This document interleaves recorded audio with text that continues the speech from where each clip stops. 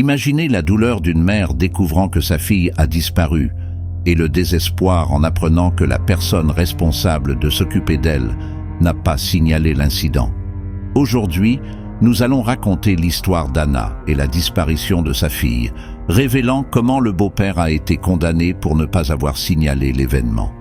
C'est une histoire de mystère, de négligence et de recherche incessante de réponses. Allons-y. Anna et Jean avaient une relation amoureuse qui semblait solide et pleine d'affection. Ils se sont rencontrés par des amis communs et sont rapidement tombés amoureux. Jean était attentif, toujours préoccupé par le bien-être d'Anna et de sa fille, Clara. Anna sentait qu'elle avait trouvé un partenaire de confiance, quelqu'un avec qui elle pouvait construire une vie sûre et heureuse pour sa famille. Ensemble, ils partageaient des rêves et des projets pour l'avenir, et Jean semblait vraiment engagé pour le bien-être de Clara. Mais cette image parfaite était-elle réelle? Clara était une fille joyeuse et pleine de vie, aimée de tous ceux qui la connaissaient. Elle avait un sourire contagieux et aimait jouer avec ses amis du quartier. Ce jour fatidique, Clara a été vue pour la dernière fois descendant du bus scolaire, sans savoir que ce serait la dernière fois que quelqu'un la verrait. Jean et Clara avaient une relation très spéciale. Ils la traitaient avec amour et attention, participant activement à sa vie quotidienne. Jean l'emmenait à l'école, l'aidait avec ses devoirs et adorait passer les après-midi au parc à jouer avec elle. Clara voyait Jean comme une figure paternelle aimante et protectrice, et ils partageaient de nombreux moments heureux ensemble. Mais que pouvait-il s'être passé pour tout changer? Cependant, cette image de famille parfaite a été brisée lorsque Jean a échoué à signaler la disparition de Clara aux autorités. Il a affirmé qu'il pensait que Clara était en sécurité, mais les preuves ont montré qu'il savait qu'elle avait disparu et avait choisi de ne pas agir. Anna, désespérée, n'a appris la disparition de Clara que lorsqu'il était trop tard. Mais pourquoi Jean a-t-il agi ainsi? La police a commencé à soupçonner Jean après que l'école de Clara ait signalé son absence prolongée. Les enquêteurs ont visité la maison de Clara pour comprendre la raison de ses absences et ont remarqué que Jean était nerveux et évasif dans ses réponses. Il a d'abord affirmé que Clara était chez des parents, mais n'a pas pu fournir de détails concrets.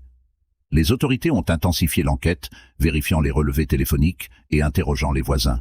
Ils ont découvert que Jean s'était comporté de manière étrange dans les semaines précédant la disparition de Clara, ce qui a accru les soupçons. Sous pression, Jean a finalement admis qu'il savait que Clara avait disparu, mais n'a pas pu expliquer pourquoi il n'avait pas signalé la disparition aux autorités. Son attitude nonchalante pendant l'enquête a augmenté l'indignation publique et la douleur d'Anna. Mais où était Clara? Les autorités ont finalement été informées de la disparition de Clara des semaines plus tard. Anna était dévastée, se sentant trahie par Jean, qui aurait dû protéger sa fille. L'enquête a révélé que Jean savait que Clara avait disparu et croyait que la mère biologique de Clara l'avait emmenée chez des parents. La négligence de Jean a conduit à une condamnation et il a été condamné à une peine avec sursis sous supervision. Pendant ce temps, Anna n'a jamais cessé de chercher Clara. Elle a lancé des appels émotionnels aux médias et a participé activement à la recherche, distribuant des photos et demandant des informations sur le lieu où se trouvait sa fille.